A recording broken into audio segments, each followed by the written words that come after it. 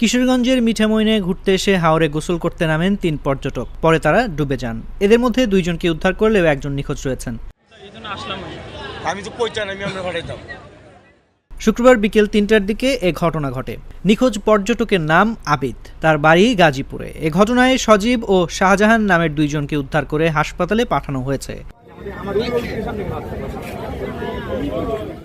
Kishoreganj fire সার্ভিসের station officer Abuzar Gifari এসব তথ্য নিশ্চিত করেছেন। তিনি জানান, গাজীপুর থেকে কিশোরগঞ্জের মিঠামইন হাওরে ঘুরতে আসেন তারা। পরে বিকেল ৩টার দিকে মিঠামইন 0 পয়েন্টের কাছে হাওরে গোসল করতে নেমে ডুবে যান। তাদের মধ্যে সজীব ও শাহজাহান নামের ২ জনকে উদ্ধার করে হাসপাতালে পাঠানো হয়েছে। আবিদ নামের একজন এখনও নিখোঁজ রয়েছেন। ডুবুরিরা তাকে উদ্ধারের চেষ্টা চালিয়ে যাচ্ছেন।